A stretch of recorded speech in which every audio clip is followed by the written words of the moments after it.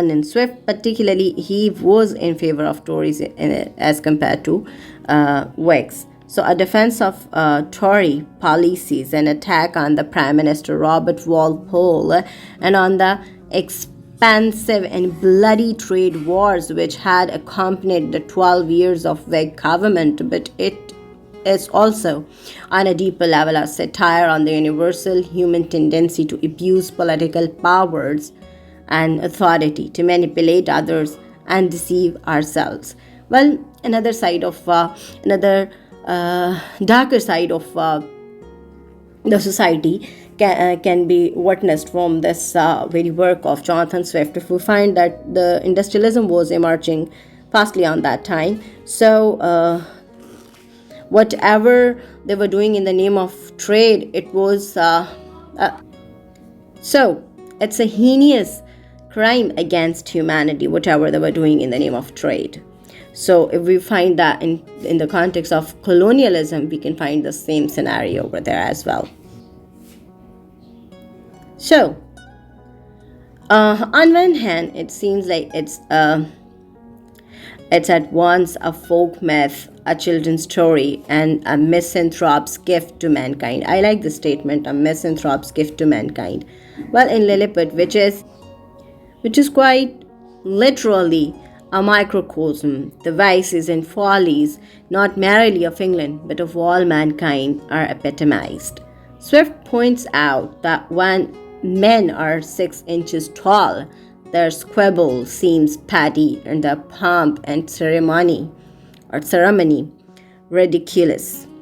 Means, like, Swift has tried to compare the puniness of mankind in this universe as well, and he mocks that.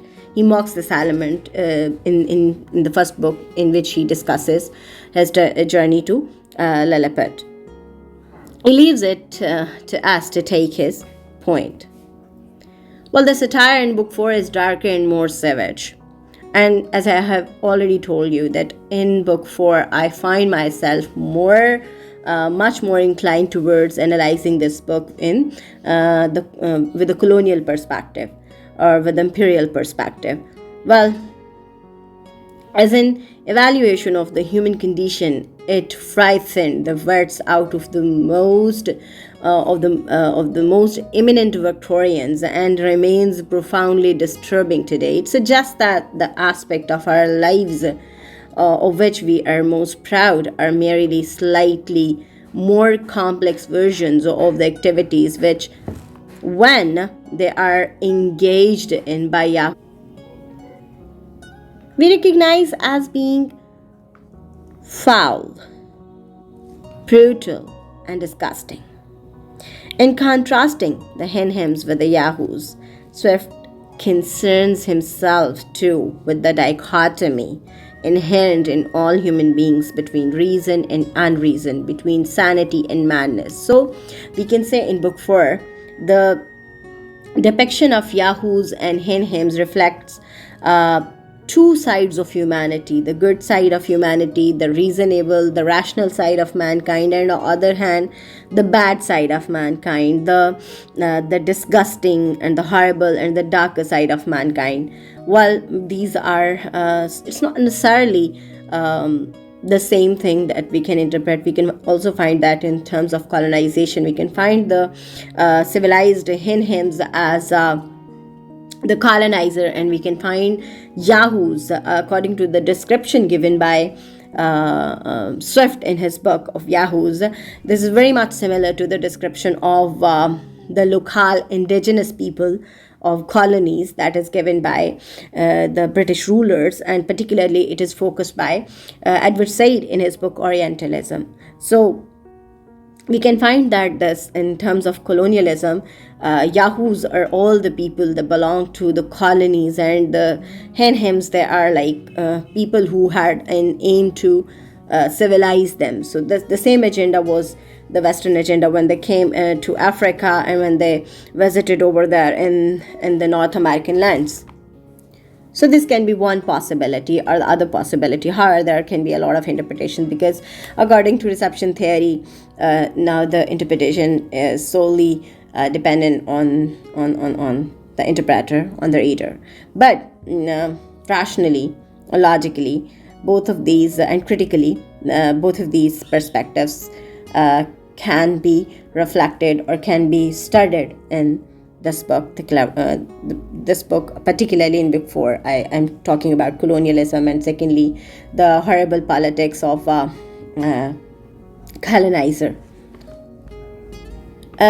Because there are a lot of things when we talk about the colonial interpretation of book 4, because the idea of killing yahoos and the idea of genocide of these yahoos, that is very similar to the colonizers' plan they followed in North America.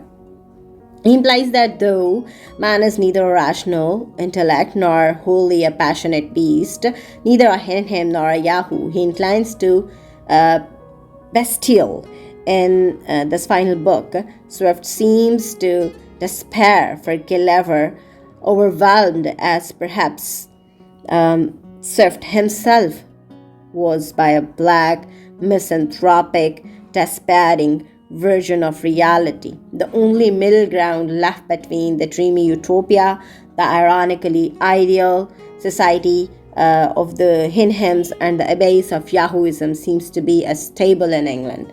Well, another thing is that this very book, this very work, Gulliver's Travel, can also be studied as in terms of mock utopia, that it's a mock utopic work.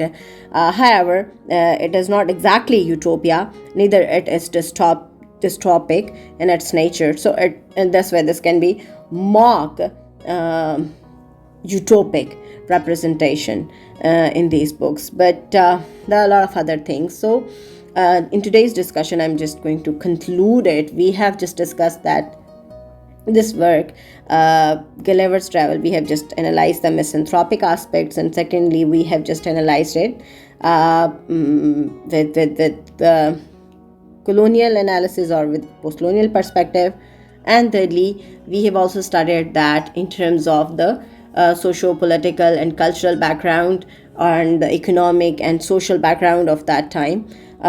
Concluded by saying that we cannot identify with the Henhams, but we can identify only too well with the Yahoos. The closer we look at them, the more horrible, because more identifiably